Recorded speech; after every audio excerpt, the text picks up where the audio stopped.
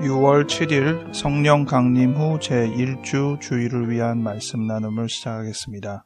오늘은 욥기 42장 1절부터 6절 말씀을 가지고 깨달음의 세 단계라는 제목으로 말씀을 나누겠습니다. 2020년 표어는 새로운 경험, 행동 강령은 더 나은 본향을 향해 가는 나그네입니다. 2020년 기도문을 따라해 주시기 바랍니다. 우리를 새롭게 하시는 하나님을 찬양합니다. 우리가 경험하는 모든 일들이 주님의 계획과 섭리 안에 있음을 고백합니다. 놀라운 하루를 열어주소서. 우리가 맞이하겠습니다. 예수 이름으로 아멘. 욥기 42장 1절부터 6절 말씀 읽어드리겠습니다. 욥이 여호와께 대답하여 이르되 주께서는 못하실 일이 없사오며 무슨 계획이든지 못 이루실 것이 없는 줄 아오니 무지한 말로 이치를 가리는 자가 누구니이까. 나는 깨닫지도 못한 일을 말하였고 스스로 알 수도 없고 헤아리기도 어려운 일을 말하였나이다. 내가 말하겠사오니 주는 들으시고 내가 주께 묻겠사오니 주여 내게 알게 하옵소서. 내가 주께 대하여 귀로 듣기만 하였사오나 이제는 눈으로 주를 배옵나이다. 그러므로 내가 스스로 거두어 드리고 티끌과 제 가운데에서 회개하나이다. 아멘. 오늘 주된 본문으로 정한 욥기서는 주일 성서 일과 본문은 아닙니다. 지난 청호람 예배에서 팔복을 다루던 중에 욥기 본문과 함께 팔복 중에 6번째 복, 마음이 청결한 자는 복이 있나니 그들이 하나님을 볼 것이다 라는 이 복을 다루면서 같이 이야기를 나누었을 때 제가 깨달은 바가 있어서 오늘은 이것을 같이 나누고 싶었습니다. 그래서 제목을 깨달음의 세 단계라고 정해봤고요. 욥기서 말씀은 욥의 세 친구와 지켜보던 엘리후까지 등장을 해서 네 사람이 욥이 말한 이야기들을 반론하고 쟁론하는 그런 과정을 쭉 거칩니다. 그러다가 마지막에 하나님께서 나타나셔서 욥이 제기했던 여러 문제들에 대해서 본인의 논증을 보이시는 모습을 보이고요. 그리고 오늘 본문인 욥기 42장에서 욥이 제가 졌습니다 라고 표현하는 것과 흡사한 표현을 하고 있음을 오늘 본문을 통해서 알 수 있습니다. 특별히 이 본문을 통해서 깨달음이 크게 세 단계가 있음을 구분할 수 있겠다. 첫 번째는 주님을 모르는 단계, 단절의 단계라고 할 수 있는데요. 아예 하나님, 여호와 하나님을 모르는 겁니다. 예수 그리스도를 모르는 것입니다. 무관한 사람인 것이죠.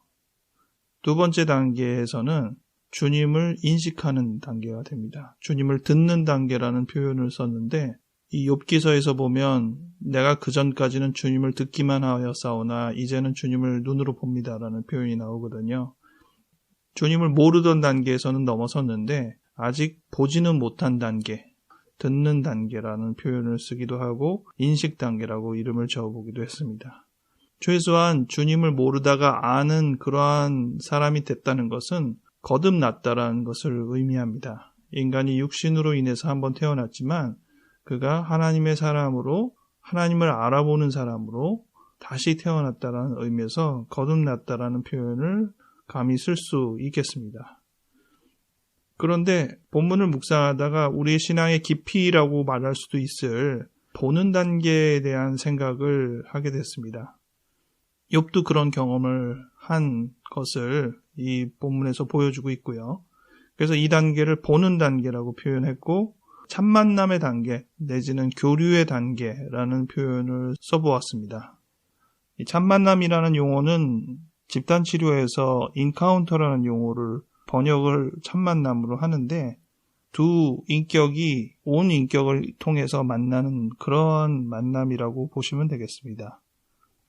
예전에 저희가 욥기를 다룬 적도 있긴 있었는데 욥은 그 여러 가지의 주제를 던지죠. 인간의 근본적인 질문들을 던지는 것과 비슷합니다. 고통이 왜 오느냐?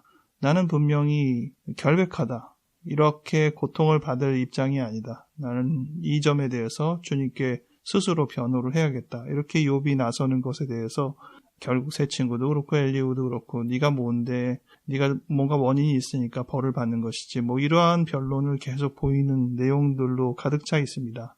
그러다가 하나님이 나타나셔서 말씀을 하시는데, 사실 하나님이 나타나셔서 말씀하시는 그 이야기의 논리는 친구들이 한 이야기의 논리와 크게 다르지 않습니다.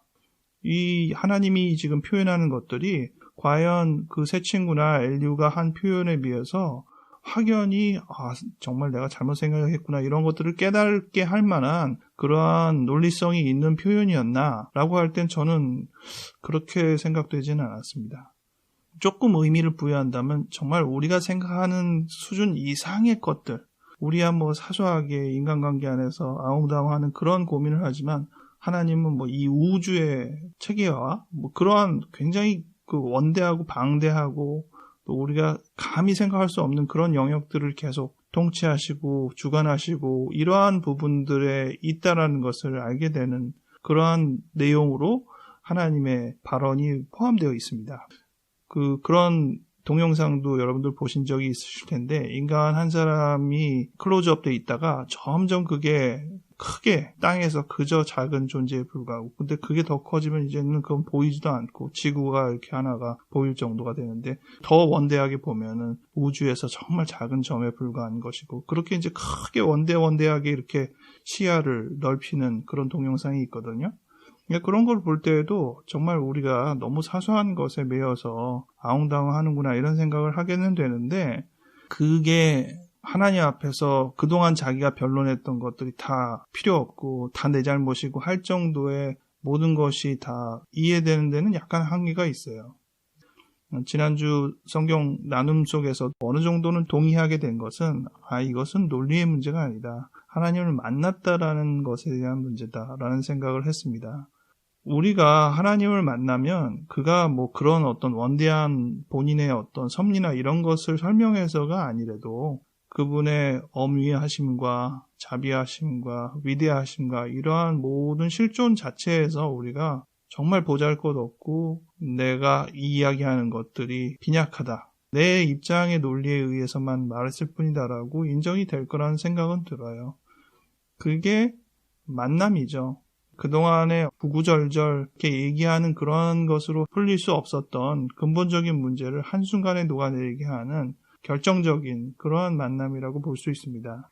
그것을 좀 사모하게 되는 생각을 했습니다. 우리가 그동안 지식으로 하나님을 알잖아요. 우리가 직접 본 것은 아니고 마주한 것은 아니니까 언제나 듣고 이해한 바대로 추정하고 유추하고 그러면서 하나님에 대해서 생각하고 깨닫고 이러는 것이란 말이죠. 간접 경험이라는 것입니다.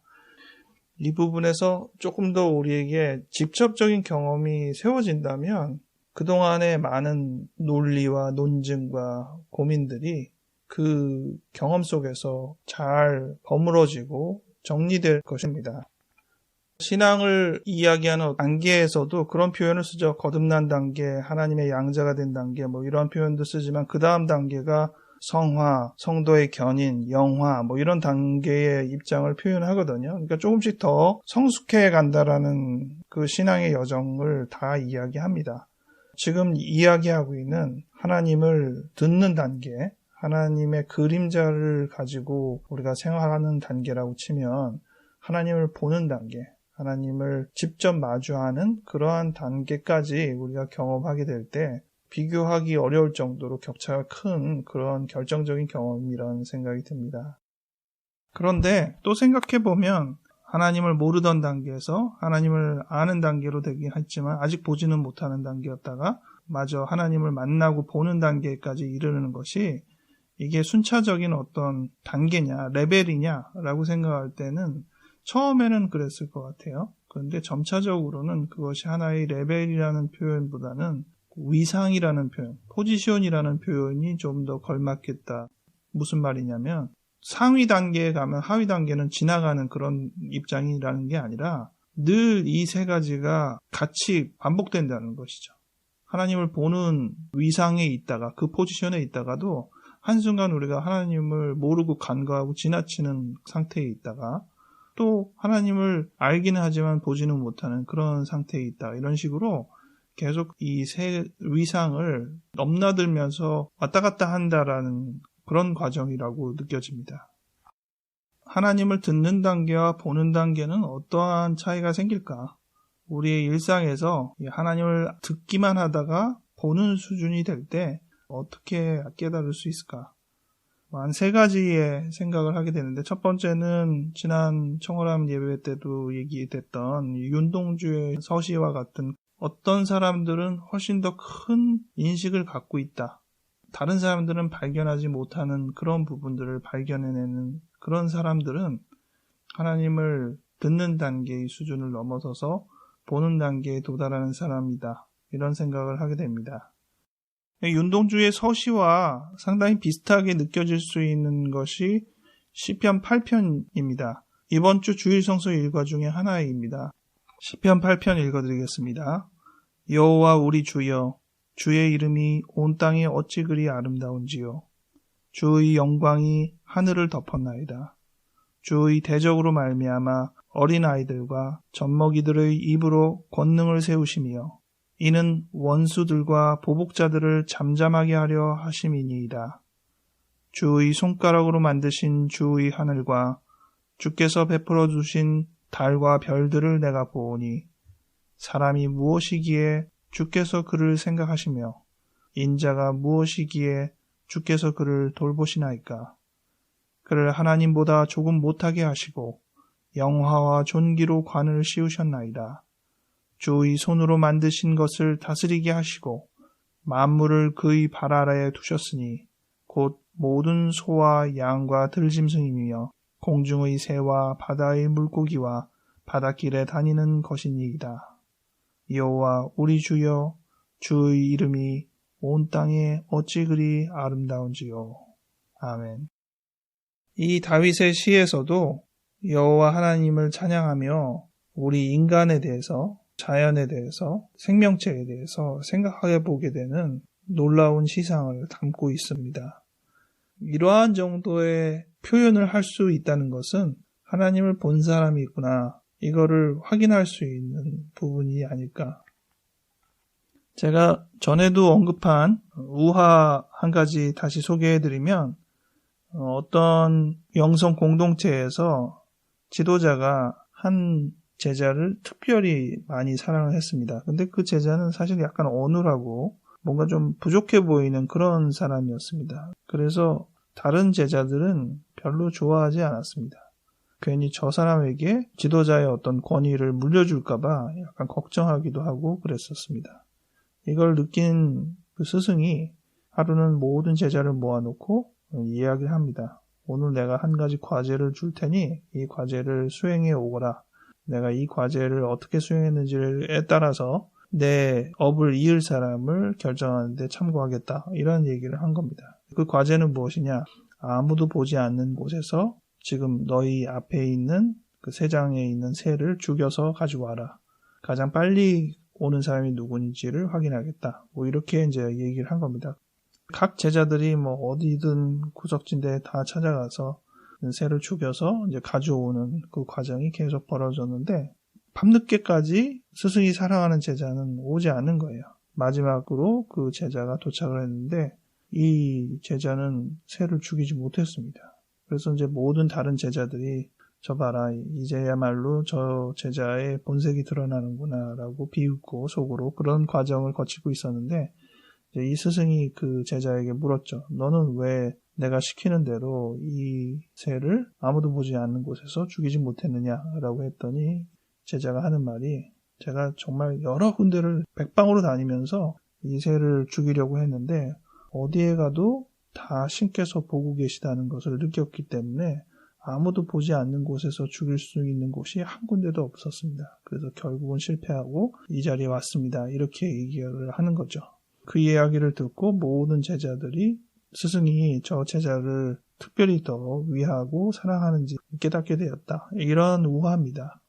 어디에나 신이 있다는 것을 이론적으로 아는 것과 그것을 실제로 느끼는 것은 전혀 다르거든요. 하나님을 듣는 사람과 하나님을 보는 사람의 차원은 그런 차원이 아닌가. 시편 말씀이나 윤동주의 시나 또 이우화나 하나님을 듣기만 하는 단계에서 보는 단계까지 올라간 그러한 차이를 어느 정도 이해할 수 있는 예들이라 하겠습니다. 하나님을 보는 것에 관련지어서 다른 논리를 좀 얘기해 보려고 합니다.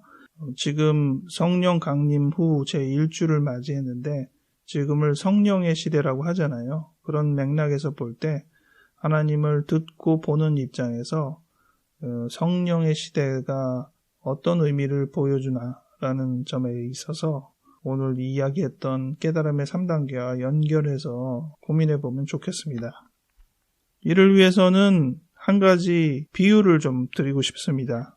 렌즈를 통해서 햇빛을 모으면 초점을 맞추는 거에 따라서 빛이 퍼져 있다가 점점 모아져 가지고 완전히 한 점으로 빛이 모아지죠.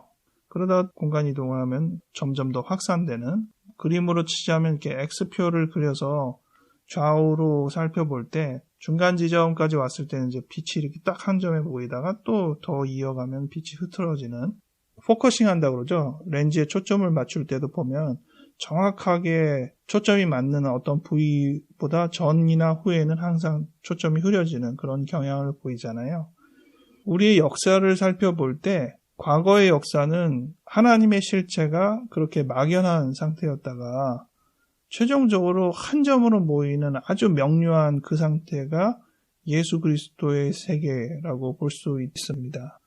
예수께서 떠나가신 후에 성령의 시대가 와서는 다시 그 빛이 흐려지는, 그러니까 실체가 분명하지 않은 상황으로 돌아가는, 예수 그리스도의 전후 과정으로 볼 때 이전 시대는 구약의 시대라고 할 수 있고 예수 이후의 시대는 바로 성령의 시대라고 할 수 있는데, 두 가지의 시대의 특성은 공통적으로 볼 때는 하나님의 실체가 분명하지 않다는 점이죠.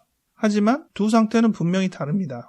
예수 이전의 상태는 구체화된 실체가 어떤 식으로 표현할 수가 없는 막연함이 있어요, 여전히. 하지만 예수 그리스도가 온 이후로는 비록 이제는 지나가고 예수께서 이 땅에 계시지는 않지만 예수라는 분명한 실체에 대해서 묘사할 수 있는 그러한 경험이 있다는 거죠. 둘 다 막연하긴 하지만 기댈 수 있는 실체가 있느냐 없느냐에 있어서는 완전히 다른 상황을 맞이합니다. 제가 속한 복음교단의 창시자인 최태용 목사는 영과 진리라는 용어를 본인의 개념 안에서 정리를 했습니다. 이게 성경에 그렇게 나와 있다는 그런 개념은 아니고요. 본인이 깨달은 대로 정리를 한 표현이에요. 영이라는 것은 신의 본질, 하나님의 본질을 말합니다. 우리가 그 본질을 그대로 접할 수는 없어요. 왜냐하면 우리와 차원이 다르시거든요. 욥기에서도 이야기한 것처럼 하나님은 우리가 할 수 있는 인식의 범주를 넘어서는 거거든요. 규정할 수는 있지만 우리가 접할 수는 없는 거거든요. 그것을 최태영 목사는 영이라고 불렀습니다. 근데 우리가 이제 인식할 수 있는 부분이 있잖아요. 우리에게 직접적으로 경험이 되고 표현이 됐던 그 부분을 가리켜서 진리라고 용어를 붙였습니다. 그러니까 영과 진리는 어떻게 보면은 같은 의미, 하나님의 본질을 보여주기는 하는데, 영은 개념적으로는 부를 수는 있지만 우리가 실제로 접하는 상황은 아니고, 하지만 진리는 엄표된 영이다라는 표현을 썼는데 대표적으로 생각할 수 있는 것은 성경이고 예수입니다. 구체화되고 실체화된 영이라는 것이죠. 그래서 아까 그 렌즈의 이 초점과 비슷한 표현이 진리라고 하겠습니다. 철학에서 형이상학, 형이하학 그런 개념과 좀 비슷한 것 같아요. 우리가 오감으로 접할 수 있는 어떤 그런 인식 구조에서 만나는 것은 진정한 보는 어떤 단계의 이전 단계, 주님을 듣는 단계의 수준에 해당되는 것이라고 또 할 수도 있고요. 그 본질을 인식 한계를 넘어서서까지 경험하게 되는 것, 그것을 보는 단계라고 말할 수도 있겠습니다. 그때는 하나님이 영이라는 것을 우리가 영으로 느끼는 단계이기 때문에 우리 자신도 영적인 인간이 되는 것이죠. 우리가 영적인 인간이라는 것은 우리가 거룩한 영이 된다는 것입니다. 성령 하나님은 하나님 삼위일체의 독자적인 하나의 대상으로서의 거룩한 영을 의미하지만 우리 자신도 그 성령의 거울상처럼 각자가 거룩해지는 어떤 영적 단계에 이를 수 있습니다. 이런 부분은 마태복음 5장 8절 팔복의 6번째 복 내용과 가장 흡사한 내용이라고 생각합니다. 마음이 청결한 자는 복이 있나니 그들이 하나님을 볼 것이다 라고 얘기를 했는데, 마음이 청결하다는 이 의미는 여러 가지 입장에서 해석할 수 있겠지만 오늘 제가 말씀드린 개념에 의하자면 영적인 인간이 되었다라는 식으로도 표현할 수 있겠습니다. 마음이 청결하다는 개념을 이해하기 위해서 디모데후서 2장 20절부터 26절을 참고하는 것도 도움이 됩니다. 읽어드리겠습니다. 큰 집에는 금그릇과 은그릇뿐 아니라 나무그릇과 질그릇도 있어 귀하게 쓰는 것도 있고 천하게 쓰는 것도 있나니, 그러므로 누구든지 이런 것에서 자기를 깨끗하게 하면 귀히 쓰는 그릇이 되어 거룩하고 주님의 쓰심에 합당하며 모든 선한 일에 준비함이 되리라. 또한 너는 청년의 정욕을 피하고 주를 깨끗한 마음으로 부르는 자들과 함께 의와 믿음과 사랑과 화평을 따르라. 어리석고 무식한 변론을 버리라. 이에서 다툼이 나는 줄 알미라. 주의 종은 마땅히 다투지 아니하고 모든 사람에 대하여 온유하며 가르치기를 잘하며 참으며 거역하는 자를 온유함으로 훈계할지니, 혹 하나님이 그들에게 회개함을 주사 진리를 알게 하실까 하며 그들로 깨어 마귀의 올무에서 벗어나 하나님께 사로잡힌 바 되어 그 뜻을 따르게 하실까 함이라. 아멘. 우리가 마음이 청결한 자라고 할 때에는 순수한 사람, 때 하나 없는 거룩한 사람, 근본적인 상태가 계속 유지되는 사람, 이러한 이미지를 많이 갖게 되는데, 오늘 이 그릇으로 생각해 볼 때 청결한 그릇은 결국 기능을 위해서 준비되어 있는 상태죠. 그러면은 늘 깨끗하게만 되어 있는 상태로서면 그게 기능이 아니잖아요. 물건이 담겨지기도 하고 그에 따라서 더러워지기도 하고, 그런 다음에 또 그릇을 씻고, 이러한 과정을 계속 반복할 때 오히려 그 그릇이 기능적인 것이지, 그냥 깨끗하게 찬장에만 놓여 있으면 우리가 생각하는 진정한 그릇이 아닌 거죠. 청결하다라는 의미를 그냥 티 없이 맑고 깨끗하다라는 개념으로만 생각하지 마시고 그 기능을 하고 있는 그 자체를 청결하다고 봐야 되고, 그래서 청결하다는 그 표현 안에는 그 기능으로 인해서 때타고 더러워지는 과정도 중간에 포함될 수 있음을 좀 생각해 보면 좋겠습니다. 오늘 말씀에도 보면 청욕의 정욕을 피하고 깨끗한 마음으로 부르는 자들과 함께 의와 믿음과 사랑과 화평을 따르라고 했는데, 대개는 이제 이 구절만 생각을 해서 정욕을 피하는 어떤 거룩한 상태를 추구하는 그러한 부분만 많이 유념하게 되는데, 그 부분 이후로 23절부터 26절에 이르기까지 꽤 긴 구절을 변론, 그냥 변론하지 말아라 이런 뜻은 아니고 어리석고 무식한 변론을 버리라, 소모적인 논쟁을 버리라 라고 이야기를 했거든요. 이 부분에 있어서도 오늘 읽었던 욥기가 생각이 납니다. 욥기는 정말 무수한 변론을 하거든요. 변론이 많은 이유는 간단합니다. 실체를 보지 못해서 그래요. 욥이 그렇게 고민하고 이야기를 많이 했던 것도 하나님을 직접 만나지 못해서 그랬고, 하나님이 직접 나타나서 말씀하시자 욥은 더 이상 거론할 이야기가 없다라고 그렇게 결론을 내렸습니다. 저는 이 부분에서 장님 코끼리 만지기가 생각이 나더라고요. 코끼리를 보면은 그것으로 끝나죠. 설명을 굳이 안 해도. 그런데 안 본 사람끼리 이야기를 하려면 참 말이 길고, 그 말만 들으면 모순이 생기기도 하고, 그래서 네가 맞다 내가 맞다, 어떻게 보면 하나님의 그림자를 가지고 서로 옳다고 아웅다웅 싸우는 그런 결이 되는데, 어떻게 보면 그 모든 이야기가 다 어우러져서 하나님의 실체가 진정한 모습으로 나올 수도 있는 것인데, 우리가 그것을 보지 못할 때는 변론이 많아질 수밖에 없는 것이 아닌가. 그래서 그 변론을 무조건 나쁘게만 생각할 것이 아니고, 그 변론의 실체를 계속 우리가 추구하는 어떤 마음 자세에서 초점이 딱 인치가 되면 예수 그리스도라는 그 진리의 형태에서 그 모든 이야기들이 다 녹아나는 그런 입장이 되지 않을까 싶습니다. 말씀을 정리하겠습니다. 오늘은 인간이 하나님을 깨닫는 세 단계를 생각해 보았습니다. 전혀 하나님을 알지 못하는 그런 상태에 있다가 하나님을 알게 되고 깨닫게 되고, 하지만 진정한 경험을 하지 못한 그러한 단계에 있다가 최종적으로는 우리가 하나님을 직접 뵙고 하나님의 실체를 경험하는, 그 실체는 꼭 우리 앞에 하나님이라는 어떤 형상이 꼭 나타나는 그런 것이 아니라 정말 만물 속에서, 인간 속에서 하나님의 실체를 경험하는 그러한 인간이 된다는 것이죠. 영적 인간이 된다는 것이죠.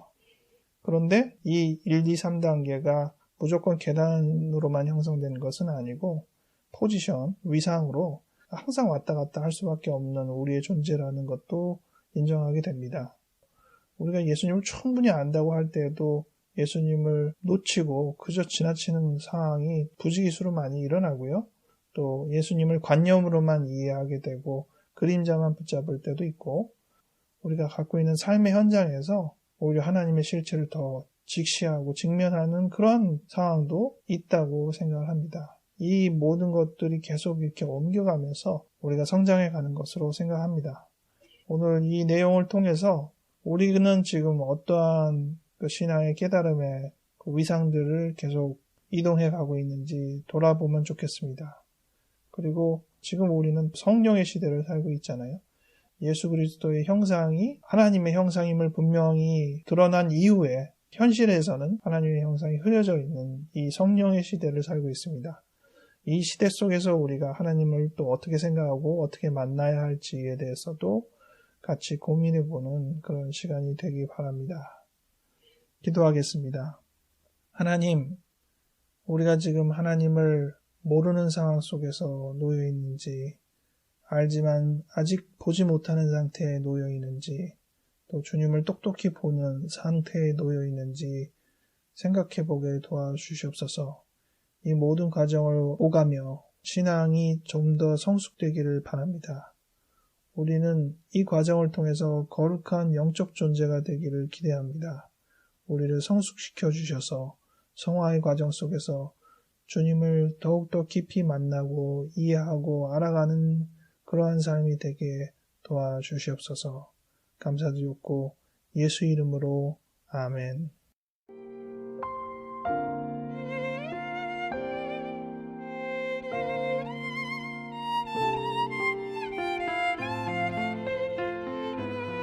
이번 주 뉴스였죠. 계모의 처벌 방식에 의해서 아이가 가방 안에 갇혀 있다가 결국 사망하게 되는 일을 우리가 뉴스로 접했습니다.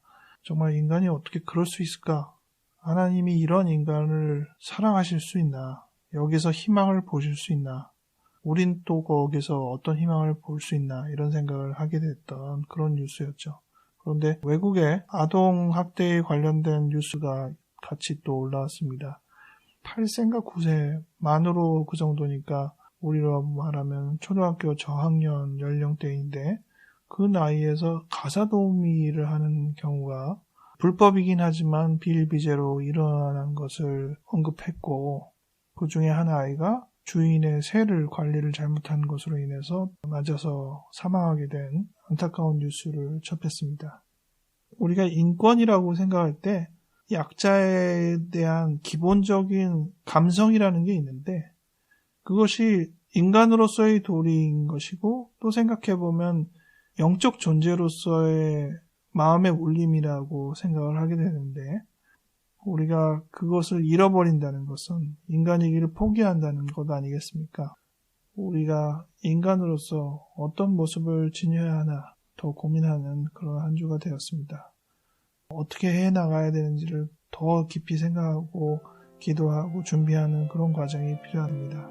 이번 한 주도 건강하게 잘 지내시고 다음 주에 다시 뵙도록 하겠습니다. 잘 지내세요.